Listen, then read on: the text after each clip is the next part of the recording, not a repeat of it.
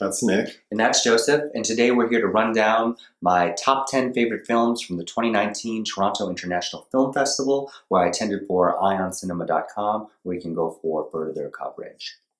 So your number 5 film is called Number 7, Cherry Lane. Yes, Number 7, Cherry Lane.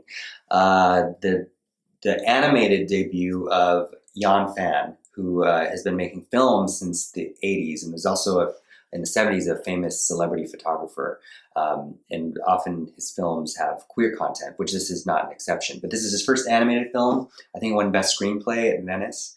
There are gay cartoons in this? Yeah, there are gay characters in it. Okay. But it's a heterosexual love triangle, but there's queer content that's kind of snuck in there that I found so bizarre and entertaining. That anyway, it's set in 1967 Hong Kong, and it's about, in short, an English teacher who shows up at this rich woman's house to teach the daughter English, and he ends up simultaneously having a romance with mother and daughter.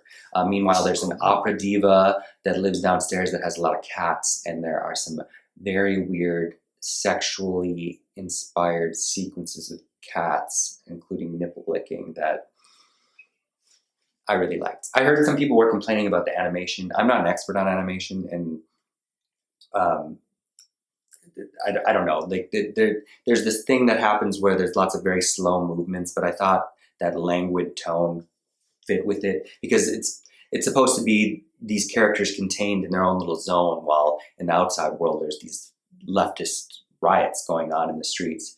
And then another thing that I really liked about it is the teacher and the mother often go to the movies, and there's lots of discussions about Simone Signoret and her role in A Room at the Top, and kind of how that woman's romance with a younger man played by Lawrence Harvey kind of provides a template for them to be able to even have the sexual relationship they're having. Do the mom and the daughter know that they're both I think romance eventually that I think becomes harder to hide, but